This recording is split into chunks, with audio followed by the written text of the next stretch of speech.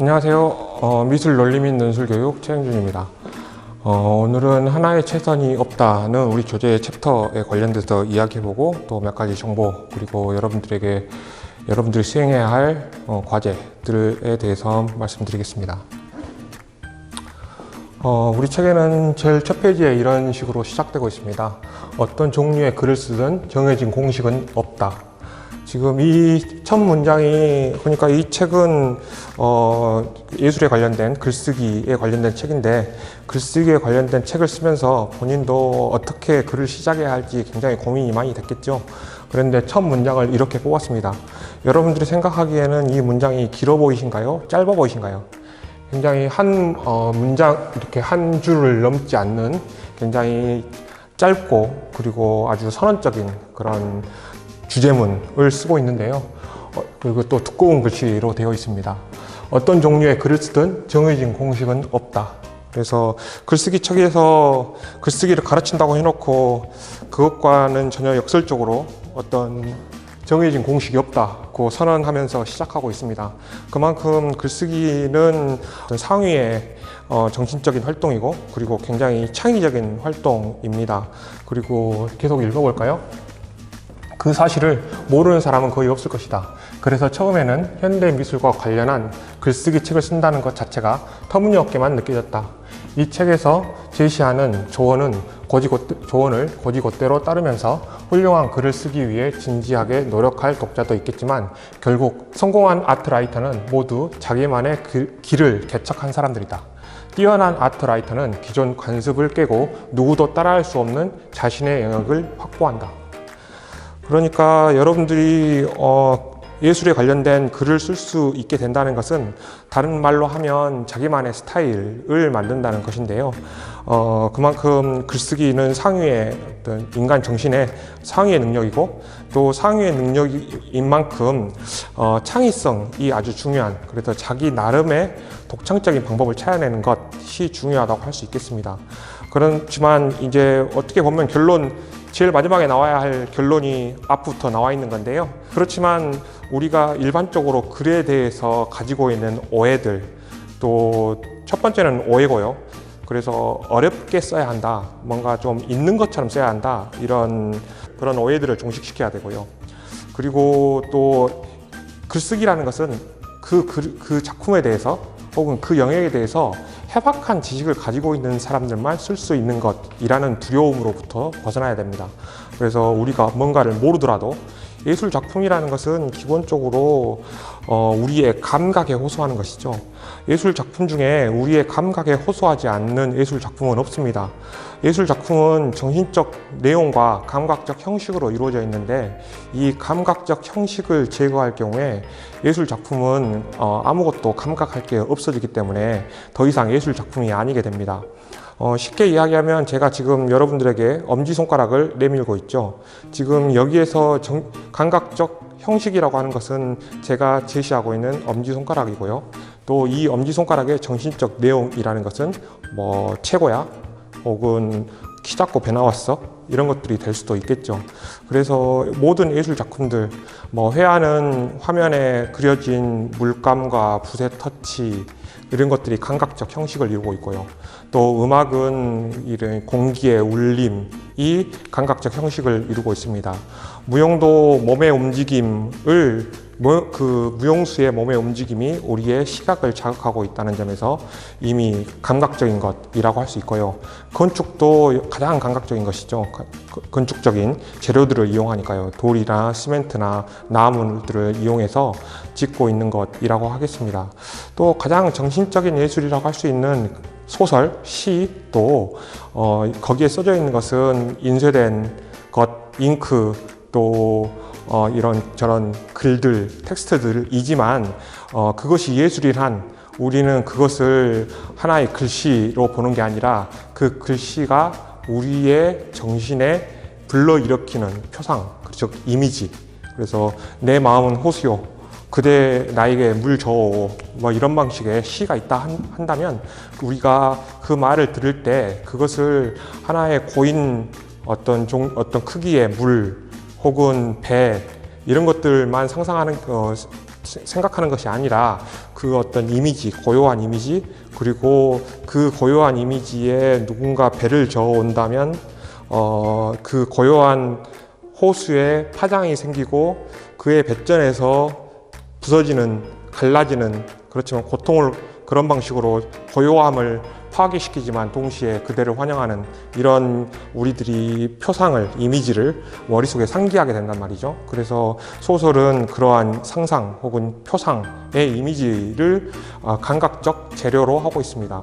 그래서 우리가 소설이나 시를 읽을 때 머릿속에 어떤 표상을 떠올릴 수 있게 되는 것이죠. 그래서 예술 작품은 항상 감각적 형식과 정신적 내용으로 이루어진다고 할 수 있는데 그래서 예술 작품은 감각적 형식과 정신적 내용으로 이루어져 있기 때문에 눈이 있는 사람은 누구든 그 작품을 볼 수 있는 것이죠. 그리고 그 볼 수 있는 것에서 끝나는 것이 아니라 그 보이는 것의 정신적 내용이 무엇일까 라는 호기심을 가지고 그 호기심을 그 호기심의 답을 나름대로 추적하는 과정이 글쓰기이거든요. 그래서 어떤 배경 지식을 많이 알고 있는 게 도움은 되겠죠. 도움은 되겠지만 어떤 때는 배경 지식이 오히려 독이 되기도 합니다. 또 어떨 때는 배경 지식이 없이 정말 맨눈으로 보는 게 득이 되기도 하고요. 그래서 어떤 예술 작품을 내가 나름대로 독창적으로 해석해 볼 수 있다는 자신감을 가지고 그 작품을 자기 눈으로 보고 또 자기의 다양한 경험과 지식들과 교차시키면서 이게 어떤 의미로 해석될 수 있는지 사람들을 설득해내는 것, 그것이 예술 작품, 미술에 관련된 글쓰기라고 할 수 있겠습니다. 그들은 공식을 암기하지 않고 타고난 감각으로 글쓰기 능력을 향상시킨다. 이 감각이라는 것은 글을 쓰는 또 어휘를 고르는 언어 감각이라고 할 수도 있겠죠. 그런데 다른 말로 하면 어떤 예술 작품을 섬세하게 느끼는 시각적인 감각, 그리고 그것을 언어화시키는 이 감각, 이 어떤 시각적인 섬세함과 그것을 언어로 표현하는 이걸 결합시키는 능력, 이것들이 타고난 감각이라고 할 수 있겠죠. 작품을 수없이 접하고 잘된 글을 수없이 읽으면서 실력을 키운다. 아트라이터에게 가장 필요한 것은 타고난 언어 감각, 풍부한 어휘, 다양한 문장을 구사하는 솜씨, 독창적인 견해, 매력적인 아이디어다. 저는 언어적 감각, 풍부한 어휘, 다양한 문장을 구사하는 솜씨도 중요하겠죠. 그렇지만 이것은 그 다음 일이고요. 오히려 저는 독창적인 견해와 매력적인 아이디어, 이것이 가장 중요하다고 생각합니다. 그리고 독창적인 견해와 매력적인 아이디어를 어떻게 사람들에게 효과적으로 전달할 것인가, 그것이 바로 언어 감각, 풍부한 어휘, 다양한 문장을 구사하는 솜씨 등이라고 할 수 있겠습니다. 그래서 일단은 여러분들이 독창적인 견해와 매력적인 아이디어를 갖는 것이 가장 중요하고, 또 이때 두려움을 갖지 말고 어떤 작품을 자기 눈으로 느끼고 생각해 보는 것, 이것이 가장 중요한 것이라고 생각합니다. 이 중에서 내가 가르칠 수 있는 것은 하나도 없다. 예술을 사랑하는 법을 알려주는 책 같은 것도 세상에 존재하지 않는다. 현대 미술을 사랑하지 않는다면 결국 이 책은 아무 소용이 없을 테니 당장 내다 버려도 좋다. 이렇게 쓰고 있습니다. 여러분들은 지금 이 책에서 나와 있는 내용들이 좀 단언적이고 선언적이라고 생각하시나요? 아니면 좀 자기 주장을 뒤로 미루면서 뭔가 계속 판단을 유보하도록 만들고 있나요? 제가 읽기에는 지금 이 첫 번째 문단은 굉장히 강력한 어조로 쓰여져 있는 겁니다. 그러니까 첫 문장부터 그렇죠. 어떤 종류의 글을 쓰든 정해진 공식은 없다. 짧게 단언하는 겁니다. 그리고 여기에 나와 있는 문장들도 다들 길지 않고, 그리고 그 문장들이 각각 다 뭔가 단언하고 있습니다. 마지막 문장도 그렇죠. 당장 버려도 좋다. 당장 내다버려도 좋다는 거예요. 그래서 어떤 글을 쓸 때는 좀 자기 생각에는 이럴 수도 있고 저럴 수도 있겠다, 이런 생각으로 가지고 글을 쓰면 안 돼요. 글을 쓰지 않고 뭔가 자기 생각을 강력하게 밀어붙이고 그것을 끝까지 관철시키는 겁니다. 제가 그렇게 단언한다고 해도 그걸 믿어주는 사람은 별로 없어요. 그것을 그렇게 생각해 볼 수도 있겠네 라는 생각 정도를 가지게 한다면 저는 성공한 글쓰기라고 생각합니다. 그래서 글을 쓸 때 내가 그렇게 강하게 주장한다고 해서 사람들이 다 믿어주지 않기 때문에, 또 자기 나름대로 자기가 중립적으로 판단하고 있기 때문에 그런 독자들을 믿으면서 좀 강하게 주장할 필요가 있습니다. 그런데 제가 이제 대학생들의 글쓰기를 지도해 보면 항상 결론을 미루고 주장을 유보하는 경향이 강합니다. 그래서 그렇게 결론을 유보하다 보면 애매한 글이 써지고, 또 힘이 없는 글이 써지고, 매력적이지 않은 글이 써지는 거예요. 그래서 여러분들이 글쓰기가 내가 좀 글 쓰는데 어렵다, 대학에서 레포트 쓰는 것, 또 이런저런 방식의 글쓰기가 어렵다 라고 한다면 자기가 주장을 계속 뒤로 미루고 있진 않은지 생각해 봐야 합니다. 글쓰기라는 것은, 여러분들이 대학에서 쓰는 어떤 글은 항상 문단의 제일 앞에 자기의 강력한 주장이 들어가는 게 효과적입니다. 주장을 안 하거나 또 주장을 하더라도 문단의 중간 어디쯤에 숨겨놓는 것, 이것이 가장 안 좋은 버릇이에요. 문단 앞에 가장 강력하고 짧고 강력하게 주장합니다. 그리고 그렇게 생각하는 이유를, 혹은 그것을 부연 설명을, 또는 그와 같은 주장을 백업하는 예시들을 달아주는 것, 혹은 그 주장을 좀 더 길게 서술해 주는 것, 이런 것들이 문단을 구성하는 기본적인 방법이에요. 그래서 제일 앞에 있는 주장을 보통 주제문이라 하죠. 그리고 그 다음에 있는 설명, 이유, 예시, 제요약, 이런 것들을 뒷받침 문장이라고 할 수 있겠습니다. 그래서 그 두 가지, 그러니까 주제문과 뒷받침 문장을 구성해서 한 문단을 구성하는 것, 그리고 그 주제문과 관련이 없는 다른 내용들은 그 다음 문단으로 미루는 것이 글쓰기에서는 굉장히 중요한 원칙들이고, 그것만 지켜도 글이 훨씬 좋아집니다.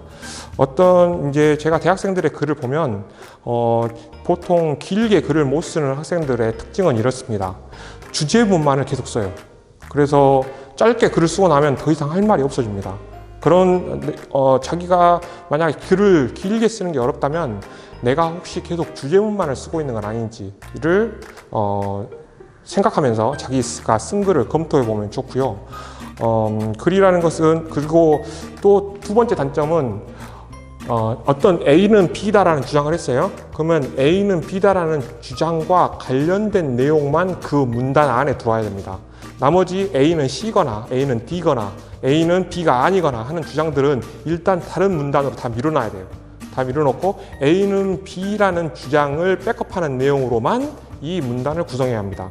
그리고 나서 A는 꼭 B가 아닌 측면이 있다는 그 다음 문단으로 하는 거예요. 그리고 그 다음 문단에는 그럼에도 A는 B다, 이런 방식으로 어떤 문단들이 가지고 있는 한 문단 내에서 두 가지, 세 가지 주제나 주장을 하기 시작하면 그 다음부터는 이 글이 산으로 가게 됩니다. 글을 이제 감당할 수 없는 글이 되어 갑니다. 그래서 하나의 문단은 하나의 주장을 하고 그 주장을 백업하는 내용으로만 이루어지게 적어야 한다는 것, 이런 것들이 가장 기본적으로 알아야 되는 것들입니다. 자, 여러분, 제가 글쓰기의 이론을 여기서 아무리 설명한다고 해도 구체적인 글쓰기 상황에 가면은 여러분들에게 정말 다양한 상황이 여러분들 앞에 난관들이 펼쳐지게 됩니다. 그래서 이론을 따로 띄어서 공부하는 게 별로 도움이 안 돼요. 그래서 여러분들은 이번 학기 동안에 한편에 한 작가의 한 작품에 대해서 완결된 1600자 정도 되는 글을 써보고, 그리고 그 쓴 글을 바탕으로 동영상을 하나 만들어 보는 것, 그것이 여러분들에게 주어진 과제인데요. 전 시간에 제가 이 광주 지역의 작가들, 그러니까 우리가 지금 글을 써보려고 하는 작가는 이미 어느 정도 평가가 된 유명한 작가가 아니고요. 우리가 사회에 나가서 만나게 되는 다양한 작가들, 이제 작가로서의 양력을 시작하려고 하는 작가들, 아무도 아직은 관심이 없지만 우리 지역사회가 관심을 가져야 할 만한 작가들을 발굴하는 게 지금 우리의 취지입니다. 그래서 여러분들이 광주미술문화연구소, 또 그 밖에 많은 정보들을 통해서 작가를 선택할 수가 있겠죠. 그렇지만 광주미술문화연구소에서 이 지역에 있는 작가들을 좀 아카이빙하고 있습니다. 그래서 이 사이트에 들어가셔가지고 여러분들이 쭉 작가를 보시고 자기가 주목할 만한 작가, 자기가 이 작가는 궁금한 작가, 왜 이렇게 표현했을까? 또 뭔가 마음에 들긴 하는데 그 이유는 모르겠어 하는 그런 작가들을 골라가지고 작가를 고르면 되겠습니다. 이 작가는 문선희 작가의 사진 작품인데요. 어떤 학생이 이 작가를 선택해 왔고 또 그 선택한 것을 파워포인트로 만들어서 사람들 앞에서 발표하고 또 거기에서 어떤 아이디어를 얻어가지고 한 편의 글을 쓴 과정을 소개하고 싶습니다. 이 작품은 문선희 작가의 작품인데 처음에 막 봤을 때는 사진이라는 느낌보다는 뭔가 회화, 뭔가 우연의 효과를 이용한 회화 같은 그런 느낌이 들어요. 그런데 지금 이 작가는 우리가 묻어버린 이야기입니다. 또 여기 보면 어떤 동물의 유골 같은 또 갈비뼈 같은 그런 형태들이 있고요. 이 작가는 구제역이나 AI로 동물들을 살처분하던 2010년에 그런 사건들이 있었는데요. 또 주기적으로 계속 되어 왔었죠. 그런데 이 작가는 동물들이 전염병에 휩싸였고 또 병에 걸린 동물들을 살처분하면서 많은 사람들은 이 과정에 투입된 사람들은 트라우마를 겪기도 하고 불면증에 시달리기도 하고 또 엄청난 어떤 생명을 살아있는 생명을 땅에 묻는다는 것 그 자체가 굉장히 괴로운 일일 텐데요. 그래서 일렬로 다닥다닥 줄지어 구덩이에 떨어지는 동물들 마치 살려달라며 울부짖는 것 같았어요 라고 문선희 작가가 이야기합니다. 그래서 이것이 어떻게 변했는지도 궁금했고 문선희 작가는 무작정 오리를 묻은 한 농가를 찾아갔습니다.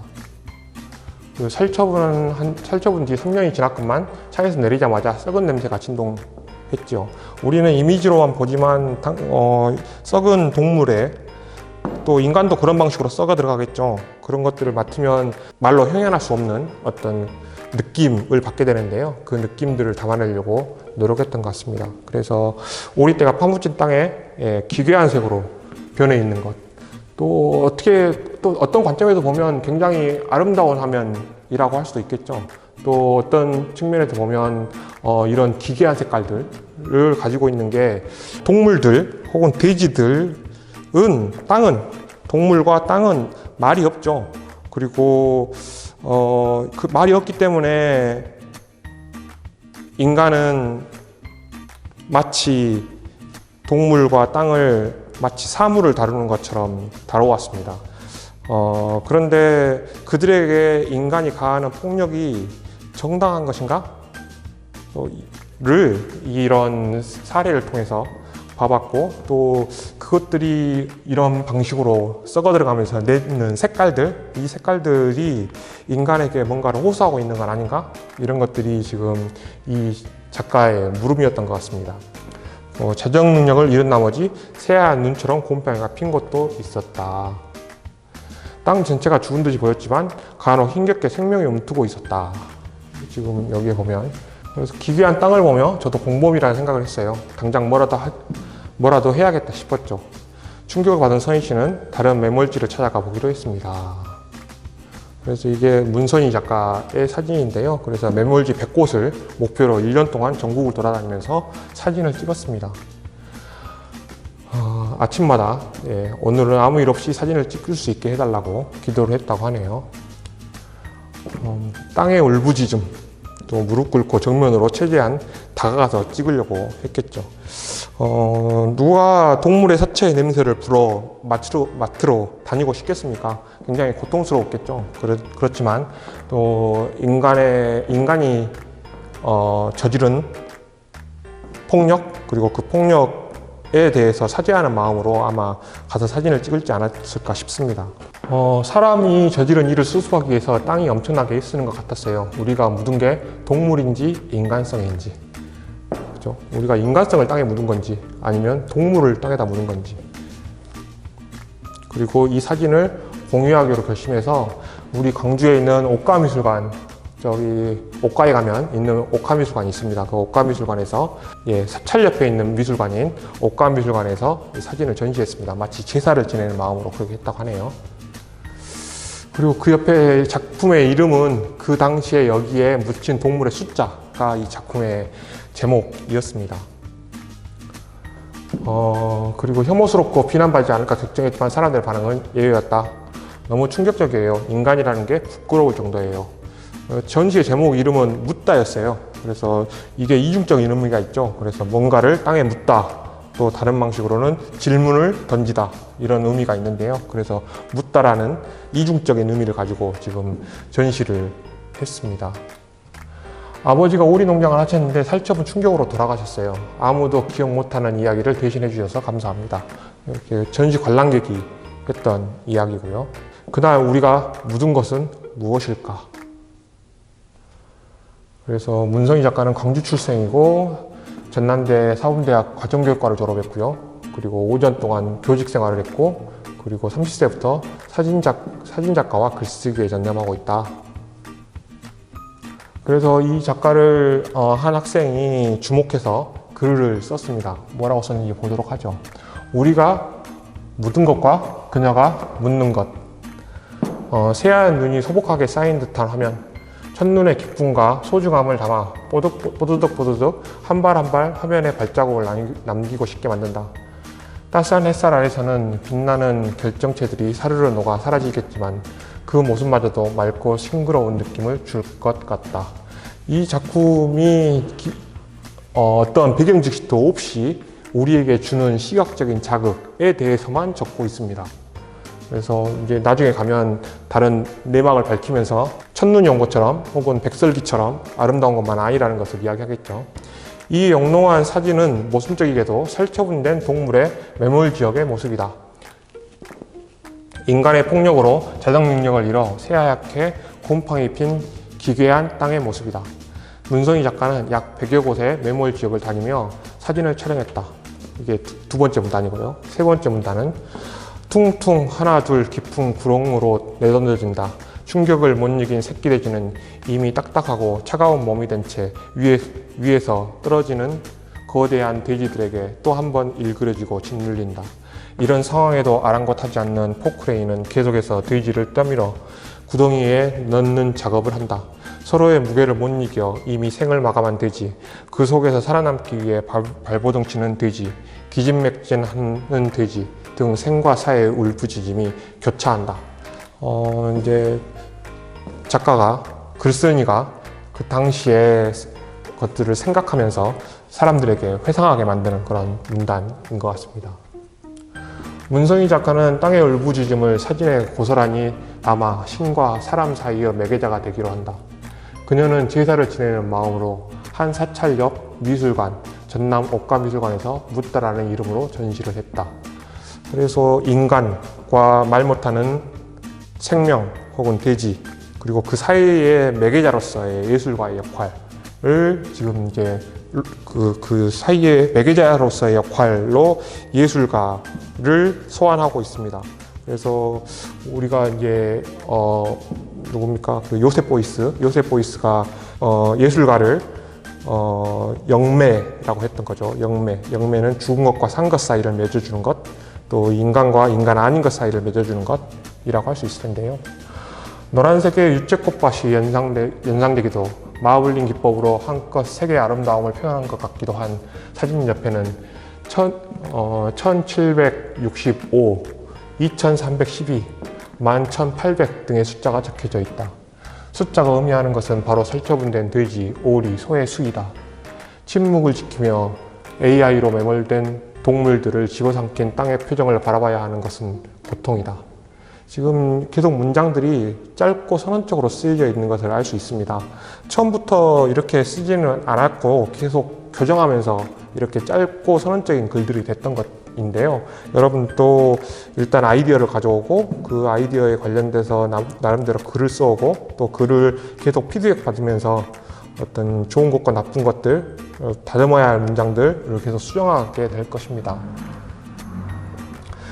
작가는 살처분된 현장을 생생하게 기록하는 대신 과도한 매몰로 인해 신음하고 있는 돼지와 그 위에서 기어이 자라고 할 일 없이 죽어가는 풀들을 촬영하였다. 우리가 묻은 것은 무엇인가? 이 작품이 우리에게 묻는 것은 무엇인가?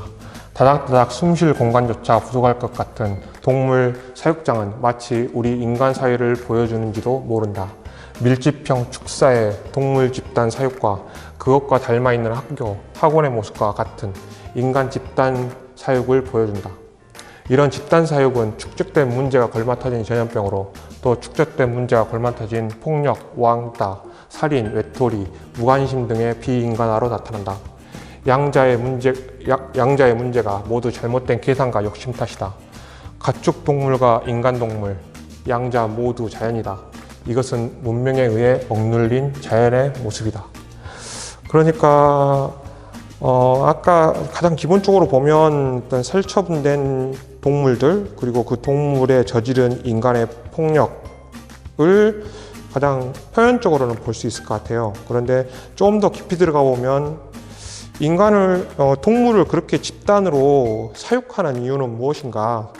왜 동물을 집단으로 사육해서 전염병이 생기게 만들고 집단으로 사육하고 있기 때문에 한 번 전염병이 생기면 전체가 살처분해야 하는 그런 상황에 빠지게 되는가를 생각해 보면 기본적으로는 인간의 육류 소비가 일상화되었기 때문에 그것을 감당하기 위해서 이런 집단 사육이 펼쳐지고 있는 것이죠.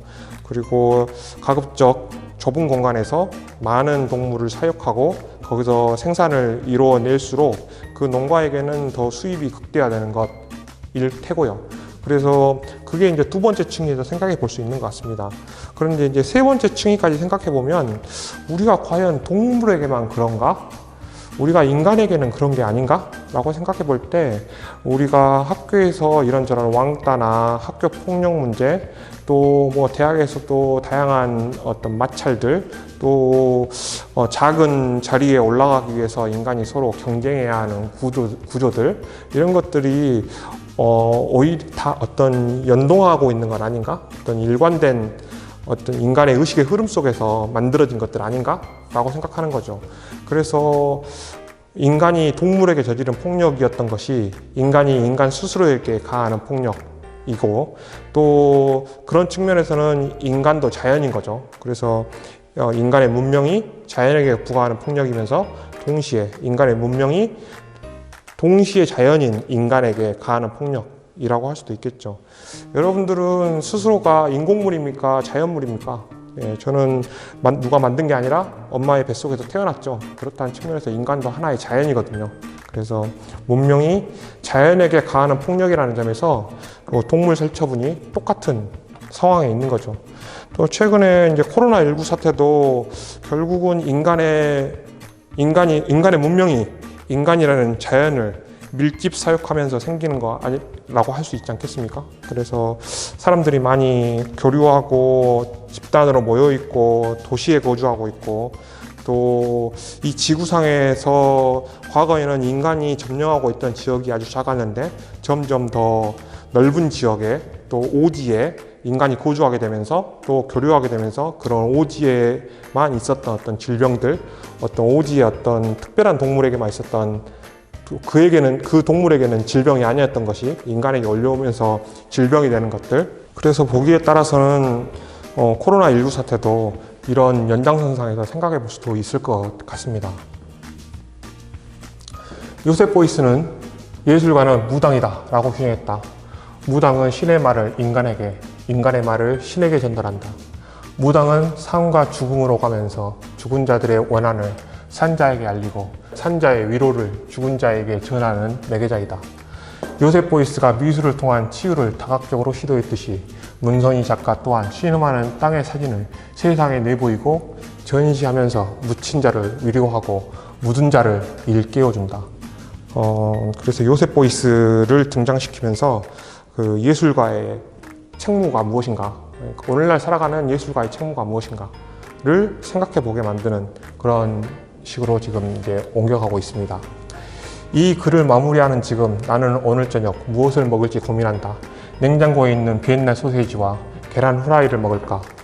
아니면 냉동실에 있는 닭가슴살을 이용해서 샐러드를 만들까? 사람이 저지른 일을 수습하기 위해 엄청나게 애를 쓰는 땅의 모습은 우리가 진정으로 땅에 묻은 게 무엇인지를 우리에게 다시 되묻는다. 동물 살처분을 인간이 폭력성으로 생각하면 가장 쉽게 이것을 생각하는 방식이겠죠. 그리고 그런 방식을 통해서 드러나는 인류 문명에 대한 비판으로까지 넘어가면 이제 좀 더 이걸 더 거대하게 보는 거겠죠. 그런데 그렇다고 해서 우리가 당장 채식주의자가 되어야 한다는 것을 의미하지는 않습니다. 우리가 채식자가 되는 것도 또 동물에게 가하는 폭력도 그대로 남겨둘 수 없다면 그러면 앞으로 우리는 어떻게 해야 할까? 이게 지금 계속 문성희 작가가 묻고 있는 거라고 지금 제시하고 있는 거고요. 또 그런 문제들이 쉽게 해결된다면 특별히 예술적 소재가 될 이유도 없는 겁니다. 사실은 해결되지 않는 것, 여전히 해결되지 않는 것, 그리고 그 문제가 쉽게 해결되지 않고 계속될 수밖에 없다고 여겨지는 것, 그런 모순적인 것을 표현하는 게 예술이고 또 그것을 모순 그대로 드러내는 게 예술에 관한 글쓰기가 아닐까 생각합니다. 그래서 지금 이 마지막 사실은 여러분들이 글을 써보시면 아시겠지만 마무리 짓기가 쉽지가 않아요. 어떻게 마무리 지어야 할까? 그런데 지금 이 학생도 마무리하면서 굉장히 고민을 많이 했는데요. 제가 봤을 때는 좀 급하게 마무리한 느낌이 있어요. 그래서 좀 더 한 문단 정도 더 했으면 좋았겠다 그런 생각이 듭니다.